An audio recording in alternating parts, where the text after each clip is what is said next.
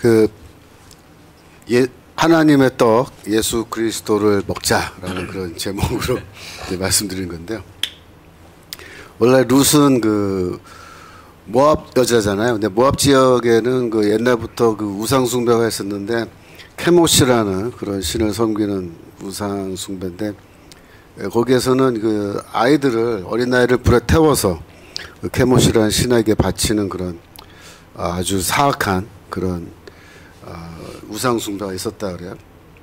이게 원래 룻이 이제 뭐 그런 모압 지방에서 태어나서 자랐으니까 나오미의 가정에 시집 올 때까지 하나님을 모르고 이런 우상 숭배를 했을 텐데, 아마 룻은 그 시집 오면서 이 시집 오는 게 얼마나 그에게 축복된 삶을 열어주는지 잘 모르고 왔을 거예요. 근데 그 가정에 이제 결혼하고 들어와서 살면서 조금씩 하나님에 대해서 알게 되어서 결국 자기 입으로 어머니의 하나님은 이제 나의 하나님입니다, 그렇게 고백을 하는 데까지 이르게 됐죠. 그래서 룻이 더 이상 모압 여자가 아니에요. 하나님의 백성이 된 거죠. 나오미는 이제 이 룻의 남편이 죽은 다음에 너 친정집에 돌아가라, 이제 그렇게 얘기한 거예요. 근데 물론 그때 나오미는 나름대로 뭐 며느리의 미래를 걱정하는 마음에서 그렇게 한 거죠. 나오미와 함께 베들레헴에 돌아가 봐야 뭐 굶어 죽기 딱 좋은 상황 아닙니까? 하지만 이제 친정집에 가면은 뭐 친정 아버지가 계시니까 경제적으로 걱정하지 않아도 될 거고, 또 나오미와 함께 베들레헴에 가봐야 이 과부인데다가 또 가난하고 더구나 이방 여자인 이 룻이 좋은 남자 만나서 재혼할 수 있겠느냐? 거의 없어요, 그런 가능성이. 그러니까 친정으로 돌아가면 뭐 친정 부모가 그래도 좋은 남자 만나도록 해서 재혼도 시켜줄 수 있고, 아직 나이가 젊으니까 뭐 좋은 남자 만날 수도 있는 거죠. 그래서 나오미는 룻의 그 안정적인 장래를 위해서 걱정하는 마음으로, 그래 너는 친정 아버지 집에 돌아가서 사는 게 좋겠다, 그렇게 얘기한 건데, 사실 여기서 이제 나오미가 큰 실수를 한 거죠. 나오미는 물론 룻의 영적인 미래, 룻의 미래를 염려했지만 그의 영적인 미래를 염려한 게 아니라 육적인 미래만을 염려했던 거예요. 룻이 정말로 친정집에 돌아가서 다시 우상숭배를 하면서 하나님을 잊고 살아간다, 그런 거는 이제 나오미는 미처 생각하지 못한 거죠. 룻이 친정집으로 돌아갔을 때 뭐 잘 먹고 잘 사고 뭐 또 좋은 남자 만나서 다시 재혼하고 다 이렇게 된다 하더라도 룻의 영혼은 병들어 죽는다라는 거, 그걸 잊어버린 거예요. 그러니까 나오미가 무엇이 중요한지, 육적인 축복이 중요한지 아니면 영적인 축복이 중요한지 그걸 미처 깊이 생각하지 못한 채로 너는 친정 아버지께로 돌아가라, 이제 그렇게 얘기한 건데요. 그때 룻은 이 영적인 그 뭐랄까 중요성, 그걸 알고 있었어요.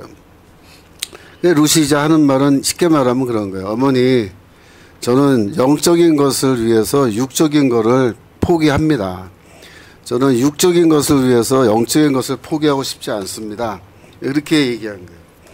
나오미를 따라서 뭐 베들레헴으로 가면은 고생길 열리고 또 친정집 가면은 고생하지 않아도 된다는 거 룻도 잘 알죠. 하지만 룻은 어떻게 했습니까?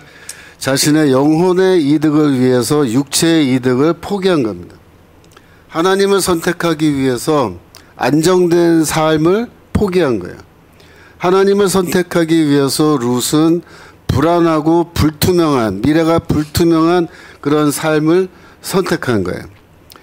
나오미에게는 이제 베들레헴으로 돌아가는 것이 고향으로 돌아가는 것이었지만 룻에게는 그 베들레헴으로 돌아가는 것이 친척과 아비의 집을 떠나서 먼 곳으로 이민 가는 거였어요.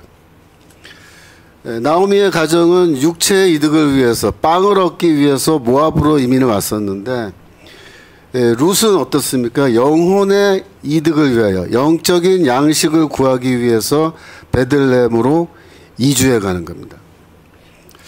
그래서 이 룻에게 있어서는 고향의 이 모압 땅을 떠나는 것은 그 믿음의 결단이에요.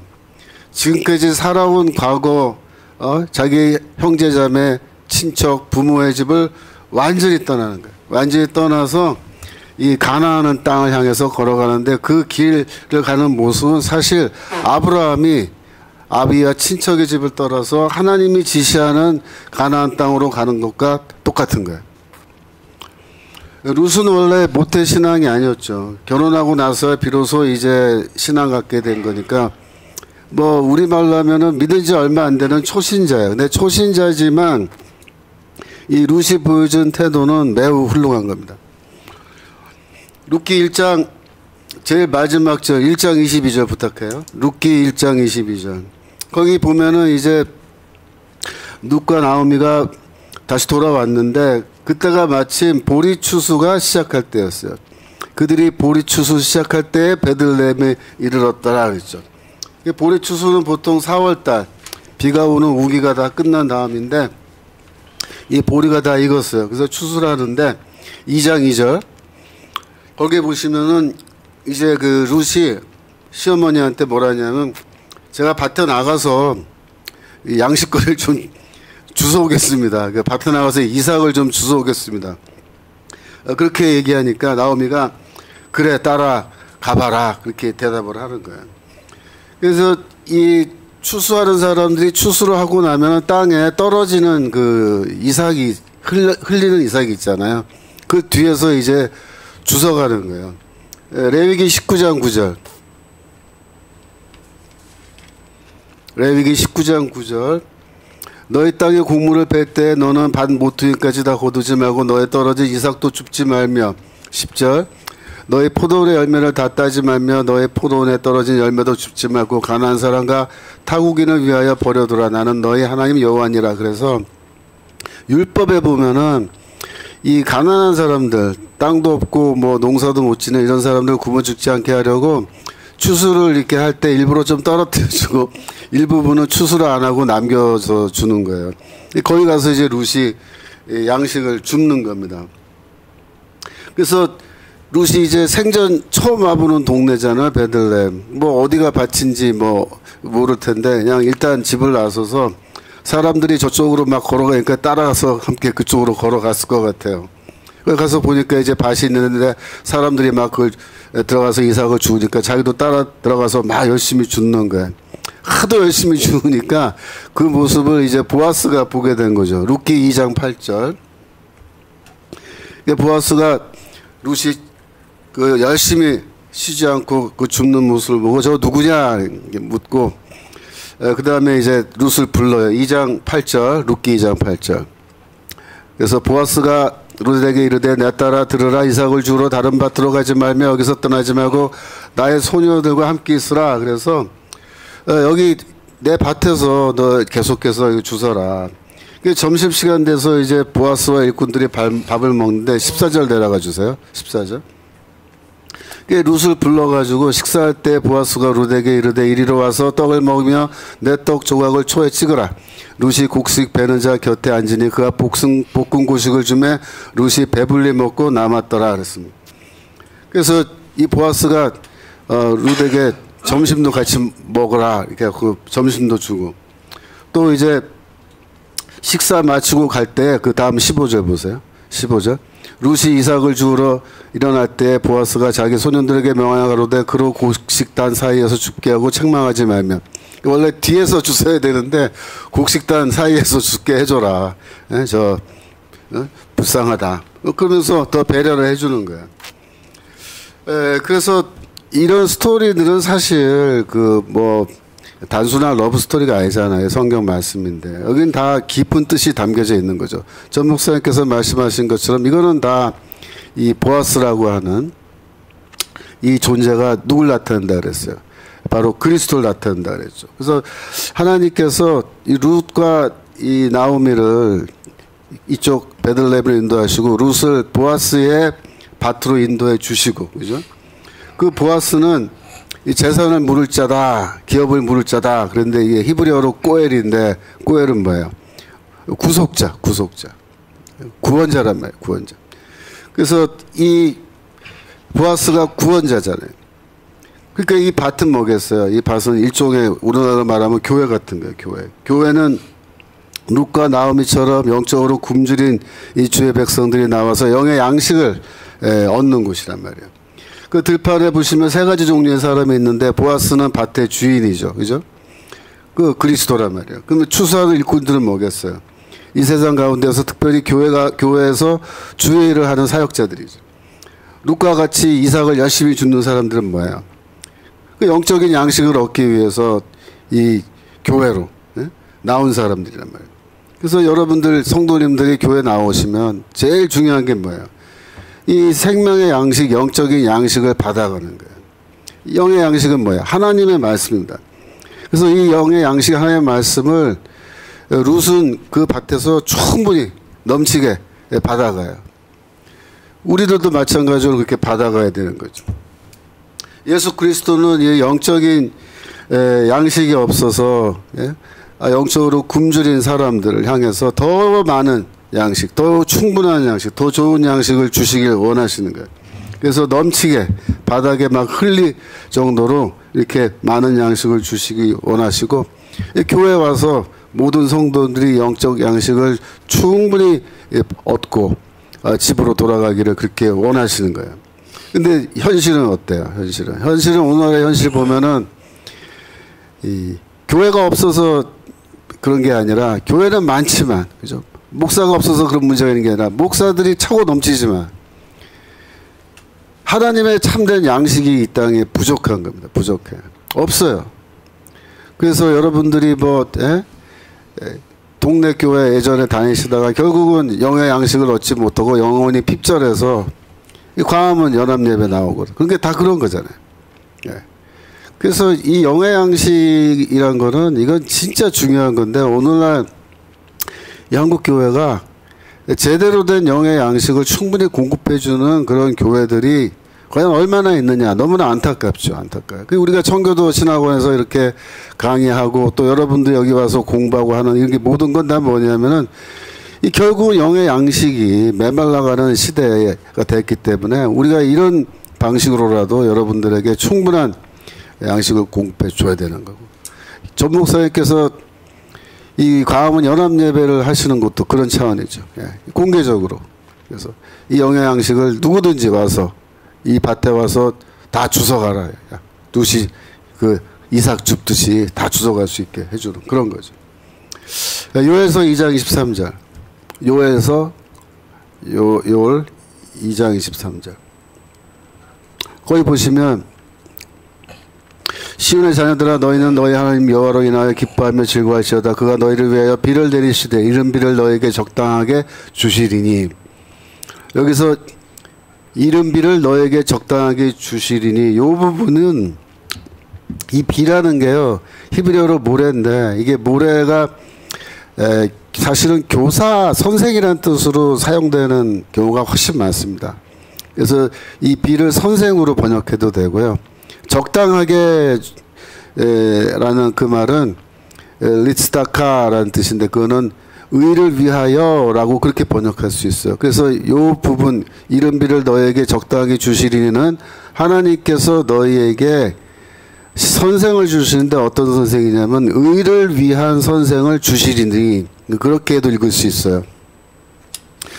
그렇게 읽으면 그게 무슨 뜻이냐면은, 하나님은 우리를 위해서 메시아를 보내주시는데, 그 메시아는 누구냐? 의의 선생이란 거예요. 우리에게 의를 주시는. 근데 이 부분을 70인역으로 제가 읽어보니까 어떻게 되어 있냐면, 하나님이 너희들에게 주신다. 뭘 주시냐면 브로마타. 여기서 브로마가 뭐냐면 빵이에요. 빵, 음식. 빵을 주시는데 어떤 빵을 주시냐면, 떡을 주시냐면은 에이스 디카요시네. 그래서 의를 위한 떡을 주신다, 이렇게 되어 있어요. 근데 히브리어에서는 의를 위한 선생을 주신다고 했는데 70인역에서는 의를 위한 떡을 주신다. 그렇게 되어 있거든요. 그러니까 이 70인역을 번역한 당시에 그 번역한 유대인들은 뭘 생각했냐면, 교사는 말이야. 교사는 뭐 하냐면 우리에게 떡을 주는, 하늘의 양식을 주는 분인데, 그거를 조금 더 과장해서 교사를 아예 떡으로 바꾼 것 같아요. 근데 이 말씀이 굉장히 중요한 게 예수 그리스도는 누구냐면 하나님이 우리를 위해서 주시는, 특별히 의를 위해서 주시는 떡이란 거예요. 요한서 2장 23절에 그 70인역 헬라어로 된 성경에 그렇게 되어 있어요. 요한복음 6장 48절. 요한복음 6장 48절. 여기 보시면 내가 곧 생명의 떡이로다 그랬습니다. 그래서 예수는 스스로를 뭐라고 주장하면 내가 떡이다 이렇게 주장해요. 왜 그러냐면 하나님께서 요한서 2장 28절에 23절에 나온 것처럼 하나님이 우리를 위한 의의 교사를 주시는데 의의 교사가 바로 의를 위한 떡이란 말이에요. 근데 여기서는 생명의 떡으로 왜 바꾸냐면은 이 유대인들은 의의 떡 그러면 알아듣지만 헬라인들은 의의 떡 그러면 못 알아듣잖아요. 그러니까 이거를 쉽게 이해할 수 있게 위해서 생명의 떡 이렇게 바꿔요. 그러니까 예수는 이 말씀하실 때 요한서 2장 23절을 근거로 하신 건데 예수는 누구시냐? 우리에게 의를 주시고 우리에게 생명을 주시는 떡이라는 거예요. 떡. 그래서 요 6장 45절로 올라가시면요. 6장 45절. 선지자의 글에 저희가 다 하나님의 가르치심을 받으리라 기록되었은즉 아버지께 듣고 배운 사람마다 내게로 오르니라. 이게 이사야서 54장 13절의 인용인데요.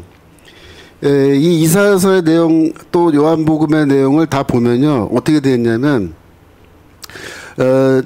너희들은 그들이죠. 그들은 다 하나님의 가르침을 받는다 그렇게 되어 있는데 너희들은 다 하나님의 제자가 된다 그렇게 되어 있어요.